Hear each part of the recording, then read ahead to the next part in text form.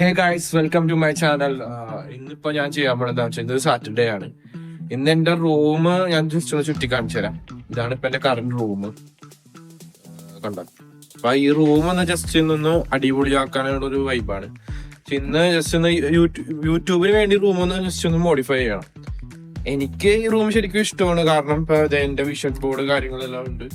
Vision board അല്ലാതെ നല്ല സാധനം ഞാൻ എനിക്ക് വേണ്ടി എല്ലാം സെറ്റാണ്. പക്ഷെ യൂട്യൂബിൽ എന്ന് പറയുമ്പോൾ യൂട്യൂബിന് പ്രത്യേക സ്റ്റാൻഡേർഡ് ഉണ്ട്. അപ്പൊ അതിനനുസരിച്ച് റൂം ഒന്ന് അടിപൊളിയാക്കണം.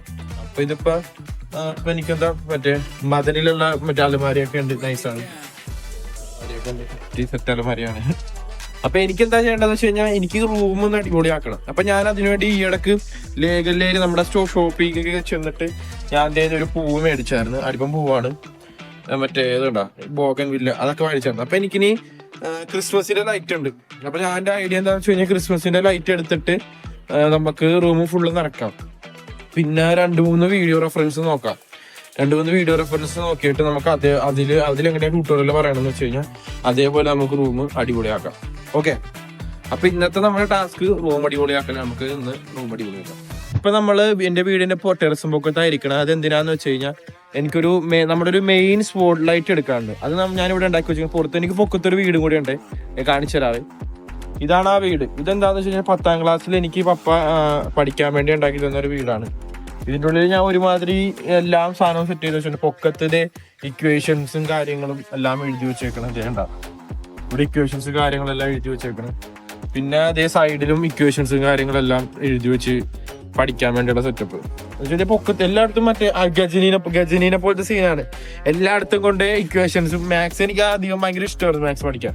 അപ്പൊ പ്ലസ് ടുലെ കാര്യം എഴുതി വെച്ചേക്കണം. പ്ലസ് ടുല് ഫുൾ A+ ആയിരുന്നു. അപ്പൊ മാത്സ് പഠിക്കാൻ വേണ്ടി ഇഷ്ടമായതുകൊണ്ട് എല്ലായിടത്തും ഗജനീനെ പോലെ ഫുള്ള് പൊക്കത്ത് ഫുള്ള് സ്ഥലത്തും മാത്സ് ഇക്വേഷൻസ് എല്ലാം കൂടെ എഴുതി വെച്ച് ഭ്രാന്തായിരുന്നു. ഇപ്പൊ അതൊക്കെ മാറി നോർമലായി ചെറിയ വട്ടായി, കുഴപ്പമില്ല. അപ്പൊ ഞാനേ എന്റെ പൊക്കത്തെ ഈ സ്പോട്ട് ലൈറ്റ് എടുക്കാൻ വേണ്ടി വന്നത്, ഈ സ്പോട്ട് ലൈറ്റ്. അപ്പൊ ഈ ലൈറ്റ് ജസ്റ്റ് നമുക്ക് കൊണ്ട് താഴെ കൊണ്ട് വെക്കാം. ഇതാണ് നമ്മുടെ ഒരു മെയിൻ ലൈറ്റ് ആയിട്ട് ഉപയോഗിക്കണം. മെയിൻ നമ്മുടെ റൂമിന്റെ ലൈറ്റ് പോലെ ഉപയോഗിക്കാൻ വേണം മെയിൻ ലൈറ്റ് ഇതാണ്. അപ്പൊ ഞാൻ കഴിഞ്ഞ പ്രാവശ്യം എന്റെ യൂട്യൂബ് സെറ്റപ്പ് ചെയ്തായിരുന്നു. ഞാൻ അതേപോലെ തന്നെ സിമിലർ ആയിട്ടൊന്ന് സെറ്റപ്പ് ചെയ്യാൻ ഉദ്ദേശിക്കണം. അപ്പൊ നമുക്ക് ഈ മെയിൻ ലൈറ്റ് അയച്ചെടുക്കാം. ഓക്കെ, ബാക്കി നമുക്ക് താഴെ കാണാം. ബാക്കി കണ്ടിന്യൂ. സോ ഹേ ഗൈസ്, ഇപ്പൊ നമ്മുടെ റൂം ലൈറ്റിംഗ് ചെയ്ത് കഴിഞ്ഞ് ഓൾറെഡി ലൈറ്റിംഗ് കഴിഞ്ഞു. ഞാൻ ലൈറ്റിംഗ് കഴിഞ്ഞിട്ടും ലൈറ്റിങ്ങിന് മുമ്പുള്ള വീഡിയോ കാണിച്ചു തരാം. ഇത് ലൈറ്റിങ്ങിന് മുമ്പുള്ള വ്യൂ, ഇത് ലൈറ്റിംഗ് കഴിഞ്ഞിട്ടുള്ള വ്യൂ കാണിച്ചു തരാം കേട്ടോ. അപ്പൊ ഇതാണ് ലൈറ്റിംഗ് കഴിഞ്ഞിട്ടുള്ള വ്യൂ. അപ്പൊ ഇത് എങ്ങനെയാണ് കാണുന്നതെന്ന് എങ്ങനെ എനിക്ക് മനസ്സിലാണുള്ള ആവശ്യമാലും.